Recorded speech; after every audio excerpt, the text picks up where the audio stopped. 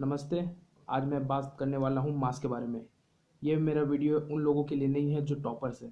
ये वीडियो उन लोगों के लिए है, उन बच्चों के लिए है जो साइंस को समझना चाहते हैं, फिजिक्स को समझना चाहते हैं।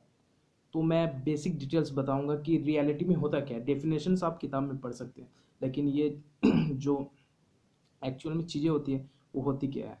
तो मैं बिल्कुल बेसिक से स्टार्ट करूंगा। आज हम बात करेंगे मास के बारे में। मास एक्चुअल में होता क्या है, डेफिनेशंस में आप पढ़ेंगे। Amount of matter present in a body, that is मास। तो मास एक्चुअल में वही है कि एक बॉडी जितने जिस पदार्थ से मिलकर बना होता है, किस जितना अमाउंट होता है वही उसका मास कहलाता है।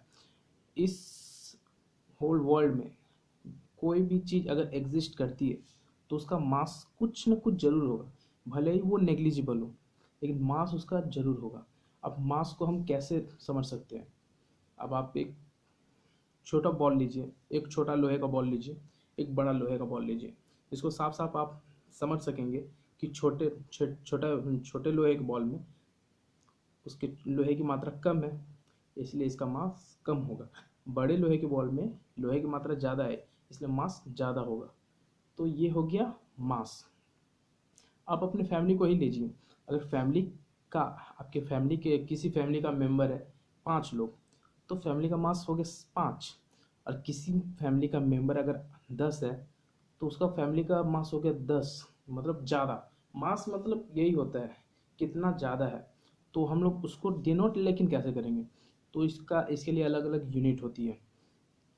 मास का यूनिट है ग्राम। अगर ज़्यादा मास होता है तो हम लोग किलोग्राम में भी यूज़ करते हैं, क्विंटल, टन, ऐसा भी होता है। तो ये था एक बेसिक नॉलेज मास का। लेकिन मास का फिजिक्स में, साइंस में बहुत ज़्यादा वैल्यू है। मास से हम लोग पता क्या करते हैं, मास किसी भी बॉडी का वेट जानने के लिए हमें मास जानना बहुत ज़रूरी है।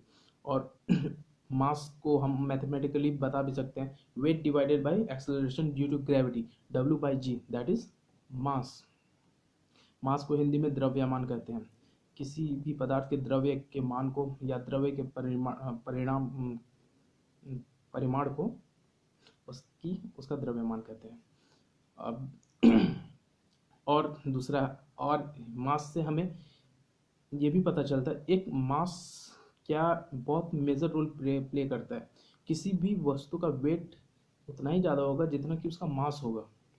मास एक्चुअल में होता क्या है, मास अगर हम लोग डिटेल्स में जाए तो किसी भी वस्तु का मास जितना ज़्यादा मास होगा, उस ग्रेविटेशनल फोर्स ऑफ अट्रैक्शन उसको ज़्यादा अट्रैक्ट करती है उस मास को। दैट्स वाई हमारा एक्सेलरेशन ड्यू टू ग्रेविटी हर एक बॉडी के लिए सेम होता है, 9.81 मीटर पर सेकंड स्क्वायर। तो क्या होता है, अगर मास ज़्यादा है तो उसमें ग्रेविटेशनल फोर्स ज़्यादा लगेगी, दैट इज वो वेट के बराबर हो जाएगा, m/g, mass into gravity, acceleration due to gravity. So तो ये जो मास है बहुत ही सिंपल सा थिंग है, इसको आप जानिए, समझिए। और मैं आपको बताऊं मास और एक्सेलरेशन के बीच में रिलेशन क्या है। मास एक्सेलरेशन के लिए एक रेजिस्टेंस का काम करती है, फॉर ए फिक्स्ड फोर्स के लिए।